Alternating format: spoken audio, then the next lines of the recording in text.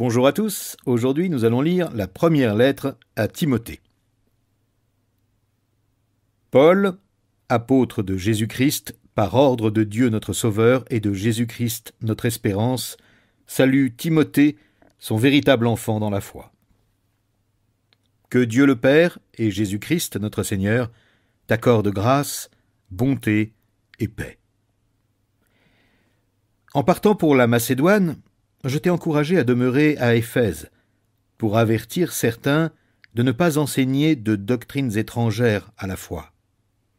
Qu'ils cessent de porter leur intérêt à des récits de pure invention et à des généalogies interminables. Des préoccupations comme celle-ci font naître des spéculations au lieu de nous aider dans les responsabilités que Dieu nous confie dans l'œuvre de la foi.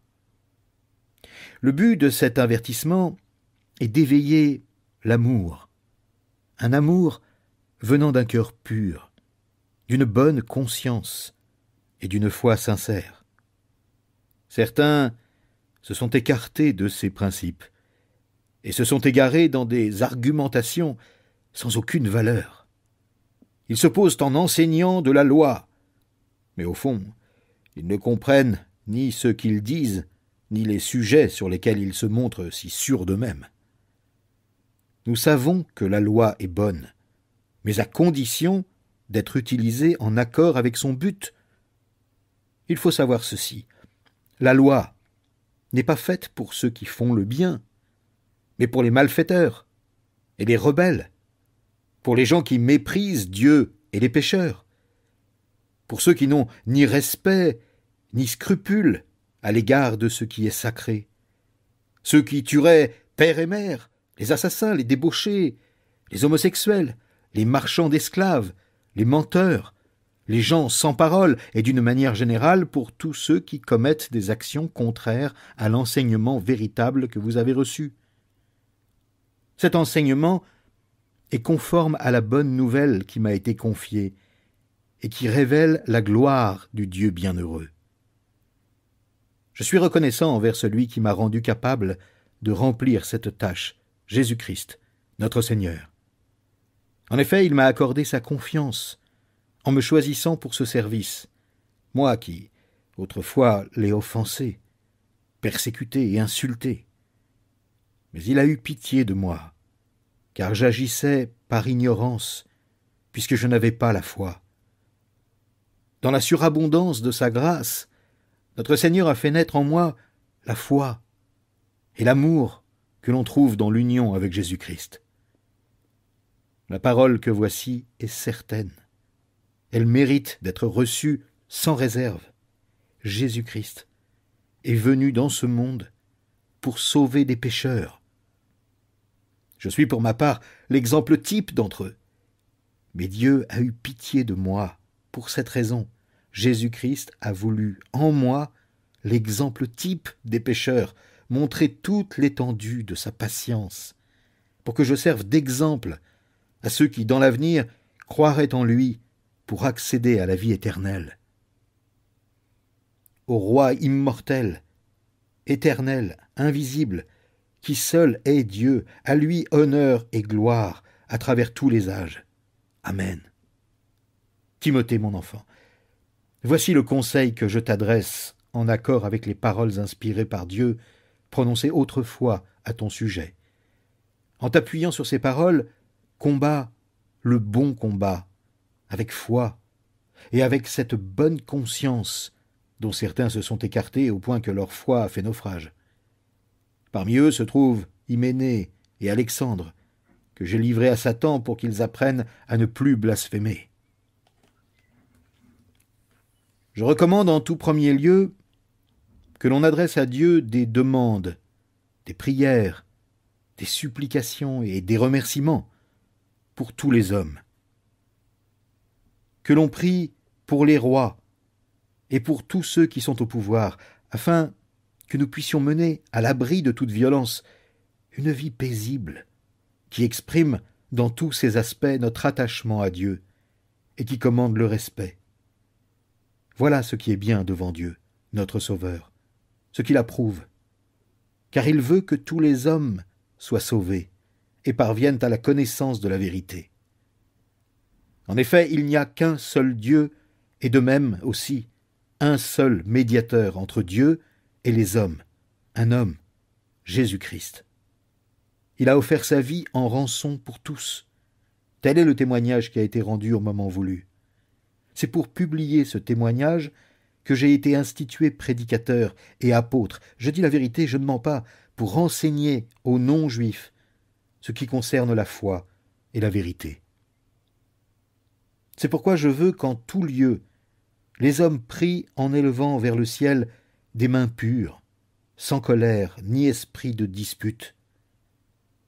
Je veux que les femmes agissent de même, en s'habillant décemment, avec discrétion et simplicité, qu'elles ne se parent pas d'une coiffure recherchée d'or, de perles ou de toilettes somptueuses, mais plutôt d'œuvres bonnes, comme il convient à des femmes qui déclarent vivre pour Dieu.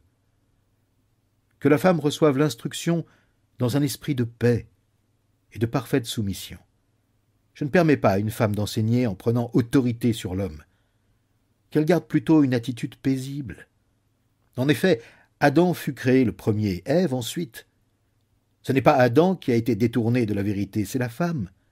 Et elle a désobéi au commandement de Dieu, mais elle sera sauvée grâce à sa descendance. Quant aux femmes, elles seront sauvées si elles persévèrent dans la foi, dans l'amour et dans une vie sainte, en gardant en tout le sens de la mesure. On dit « celui qui aspire à être un dirigeant dans l'Église désire une belle tâche ». Cette parole est certaine. Il faut toutefois que le dirigeant soit un homme irréprochable, mari fidèle, sobre, réfléchi et vivant de façon convenable, qu'il soit hospitalier et capable d'enseigner. Il ne doit pas être buveur ni querelleur, mais au contraire aimable et pacifique. Que l'amour de l'argent n'ait sur lui aucune prise. Qu'il assume bien ses responsabilités de chef de famille et maintienne ses enfants dans l'obéissance, en toute dignité. Car comment un homme qui n'assume pas correctement ses responsabilités de chef de famille serait-il qualifié pour prendre soin de l'Église de Dieu? Que ce ne soit pas un converti de fraîche date, de peur qu'il ne se laisse aveugler par l'orgueil et ne tombe sous la même condamnation que le diable. Enfin, il doit aussi jouir d'une bonne réputation parmi ceux qui ne font pas partie de la famille de Dieu, afin de ne pas s'exposer au mépris public et de ne pas tomber dans les pièges du diable. Il en va de même pour leurs assistants. Ils doivent inspirer le respect, qu'ils soient des hommes de parole, sans penchant pour la boisson ni pour le gain malhonnête. Ils doivent garder avec une bonne conscience la vérité révélée de la foi. Ils devront eux aussi être d'abord mis à l'épreuve. Ensuite, si on n'a rien à leur reprocher, ils exerceront leur tâche d'assistants. Il en va de même pour les femmes qui sont assistantes. Elles doivent inspirer le respect, qu'elles ne soient pas médisantes, qu'elles soient sobres et dignes de confiance dans tous les domaines. Les assistants doivent être des maris fidèles, bien assumer leurs responsabilités à l'égard de leurs enfants et de leur famille, car ceux qui remplissent bien leur ministère acquièrent une situation respectée et une grande assurance dans la foi en Jésus-Christ. J'ai bon espoir de venir te rejoindre très bientôt. Je t'écris cependant tout cela afin que, si ma venue devait être retardée, tu saches en attendant comment on doit se comporter dans la famille de Dieu, c'est-à-dire dans l'Église du Dieu vivant. Cette Église est une colonne qui rappelle la vérité, un lieu où elle est fermement établie. Voici ce que nous reconnaissons ensemble. Il est grand, le secret du plan de Dieu, le Christ, qui fait l'objet de notre foi. Il s'est révélé comme un être humain et déclaré juste par l'Esprit divin. Il a été vu par les anges. Il a été proclamé parmi les non-juifs. On a cru en lui dans le monde entier. Il a été élevé au séjour de gloire. Cependant, l'Esprit déclare clairement que dans les derniers temps, plusieurs se détourneront de la foi parce qu'ils s'attacheront à des esprits trompeurs et à des enseignements inspirés par des démons. Ils seront séduits par l'hypocrisie de prédicateurs de mensonges, dont la conscience est comme marquée au fer rouge. Ces gens-là interdiront le mariage et exigeront que l'on s'abstienne de certains aliments, alors que Dieu a créé toutes choses pour que les croyants, ceux qui connaissent la vérité, en jouissent avec reconnaissance. En effet, tout ce que Dieu a créé est bon. Rien n'est à rejeter, pourvu que l'on remercie Dieu en le prenant. Car tout ce que Dieu a créé est saint lorsqu'on l'utilise conformément à sa parole et avec prière. Expose cela aux frères, et tu seras un bon serviteur de Jésus-Christ, nourri des paroles de la foi et du bon enseignement que tu as fidèlement suivi. Mais rejette les récits absurdes et contraires à la foi. Entraîne-toi plutôt à rester attaché à Dieu. L'exercice physique a son utilité, certes, mais il est limité. L'attachement à Dieu, lui, est utile à tout, puisqu'il possède la promesse de la vie pour le présent et pour l'avenir. C'est là une parole certaine, et qui mérite d'être reçue sans réserve.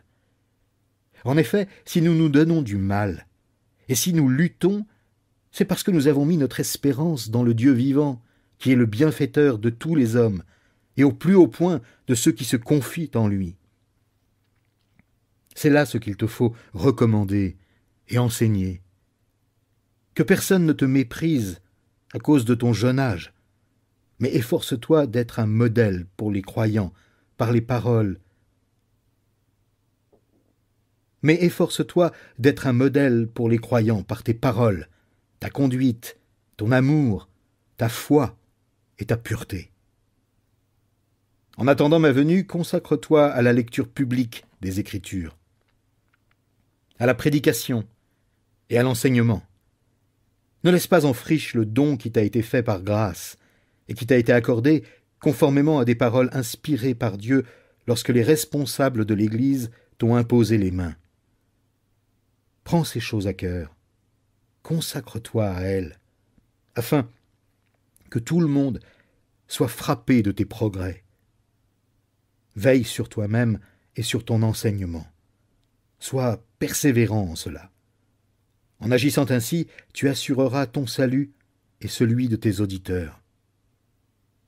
Ne réprimande pas avec rudesse un homme âgé. Encourage-le, comme s'il était ton père.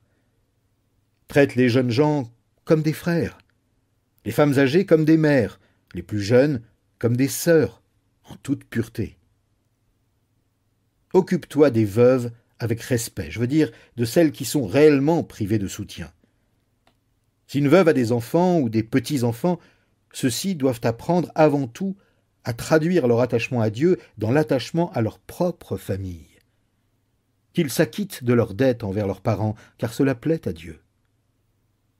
La veuve qui est restée vraiment seule et privée de soutien met son espérance en Dieu et passe ses jours et ses nuits à le prier et à implorer son aide. Quant à celle qui court après les plaisirs, elle est déjà morte, quoique vivante. Transmets-leur ces avertissements afin qu'elles mènent une vie irréprochable. Si quelqu'un ne prend pas soin des siens, en particulier des membres de sa famille, il a renié la foi, et il est pire qu'un incroyant. Pour être inscrite sur la liste des veuves assistées par l'Église, une femme doit être âgée d'au moins 60 ans et avoir été une épouse fidèle. Elle doit être connue pour ses œuvres bonnes, avoir bien élevé ses enfants, ouvert sa maison aux étrangers, lavé les pieds de ceux qui appartiennent à Dieu, secouru les malheureux et pratiqué toutes sortes d'actions bonnes. Quant aux veuves plus jeunes, n'accepte pas de les inscrire car il arrive que leur désir se ranime et les éloigne du service du Christ. Elles veulent alors se remarier et encourent ainsi le reproche d'avoir rompu l'engagement de service qu'elles avaient pris auparavant. Avec cela, elles prennent l'habitude de ne rien faire, et elles passent leur temps à aller de maison en maison, et pas seulement pour n'y rien faire, mais encore pour se répandre en commérages, se mêler de tout et parler à tort et à travers. C'est pourquoi je préfère nettement que les jeunes veuves se marient, qu'elles aient des enfants, et tiennent bien leur ménage, afin de ne pas prêter le flanc aux critiques de nos adversaires. Il y en a, hélas, déjà plusieurs qui se sont détournés du droit chemin pour suivre Satan. Si une croyante a des veuves dans sa famille, qu'elles subviennent à leurs besoins et que l'Église n'en ait pas la charge pour pouvoir réserver son assistance aux veuves qui n'ont pas de soutien.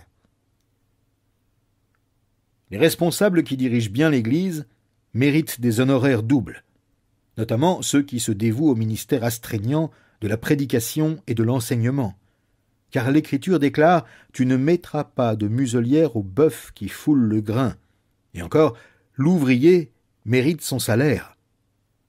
N'accepte pas d'accusation contre un responsable d'Église si elle n'est pas appuyée par 2 ou 3 témoins. Ceux qui ont péché, reprends-les devant tous, afin que cela inspire de la crainte aux autres. Je te conjure solennellement devant Dieu, devant Jésus-Christ et ses anges élus, d'observer ces règles sans parti pris, ni favoritisme. N'impose pas trop vite les mains à quelqu'un, et ne t'associe pas au péché d'autrui. Conserve-toi pur. Tu ne devrais pas boire exclusivement de l'eau, prends un peu de vin à cause de... Tu ne devrais pas boire exclusivement de l'eau, prends un peu de vin à cause de ton estomac et de tes fréquents malaises. Il y a des personnes dont les fautes sont évidentes avant même qu'on les juge.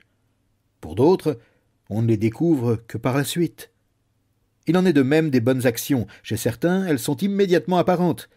Mais là où ce n'est pas le cas, elles ne sauraient rester cachées indéfiniment. Les croyants qui sont esclaves doivent considérer que leurs maîtres ont droit à tout leur respect. Ils éviteront ainsi que le nom de Dieu soit blasphémé et notre enseignement dénigré. Que ceux qui ont des maîtres croyants ne leur manquent pas de respect sous prétexte qu'ils sont des frères, bien au contraire, qu'ils les servent d'autant mieux que ce sont des croyants bien-aimés qui bénéficient du bienfait de leur service. Voilà ce que tu dois enseigner et recommander. Si quelqu'un enseigne autre chose, et s'écarte des paroles de vérité de notre Seigneur Jésus-Christ et de l'enseignement conforme à la foi, c'est un homme enflé d'orgueil, un ignorant, qui a une passion maladive pour les spéculations et les controverses sur des mots. Qu'est-ce qui en résulte? Des jalousies, des disputes, des dénigrements réciproques, des soupçons malveillants et des discussions interminables entre gens à l'esprit faussé. Ils ne connaissent plus la vérité et considèrent la foi en Dieu comme un moyen de s'enrichir. La véritable foi en Dieu est en effet une source de richesse quand on sait être content avec ce qu'on a. Nous n'avons rien à porter dans ce monde et nous ne pouvons rien en emporter. Tant que nous avons nourriture et vêtements, nous nous en contentons. Ceux qui veulent à tout prix s'enrichir s'exposent eux-mêmes à la tentation et tombent dans le piège de nombreux désirs insensés et pernicieux qui précipitent les hommes dans la ruine et la perdition. Car l'amour de l'argent est racine de toutes sortes de maux. Pour lui avoir ouvert leur cœur, certains se sont égarés très loin de la foi et se sont infligés beaucoup de tourments. Mais toi, homme de Dieu, fuis toutes ces choses. Recherche ardemment la droiture, l'attachement à Dieu, la fidélité, l'amour, la persévérance, l'amabilité. Combat le bon combat de la foi. Saisis la vie éternelle que Dieu t'a appelé à connaître et au sujet de laquelle tu as fait cette belle profession de foi en présence de nombreux témoins. Je t'adjure solennellement devant Dieu, source de toute vie, et devant Jésus-Christ, qui a rendu témoignage devant Ponce Pilate par une belle profession de foi, observe ce commandement en restant pur et irréprochable jusqu'à l'apparition de notre Seigneur Jésus-Christ, que Dieu suscitera au moment fixé. Il est le bienheureux, l'unique souverain. Il est le roi des rois, le Seigneur des seigneurs. Lui seul est immortel. Sa demeure est bâtie au sein de la lumière inaccessible à tous. Nul parmi les humains ne l'a vu de ses yeux. Aucun ne peut le voir. À lui soit à jamais l'honneur et la puissance. Amen. Recommande à ceux qui possèdent des richesses en ce monde de se garder de toute arrogance et de ne pas fonder leur espoir sur la richesse, car elle est instable. Qu'ils placent leur espérance en Dieu, qui nous dispense généreusement toutes ces richesses pour que nous en jouissions. Recommande-leur de faire le bien, d'être riches en œuvres bonnes, d'être généreux et de partager avec les autres. Ils s'assureront ainsi pour l'avenir un beau capital, placé en lieu sûr, afin d'obtenir la vraie vie. Ô Timothée, garde intact ce qui t'a été confié. Évite, parce qu'ils sont contraires à la fois, les discours creux et les arguments de ce que l'on appelle à tort la connaissance. Pour s'y être attachés, plusieurs se sont égarés très loin de la foi. Que la grâce soit avec vous.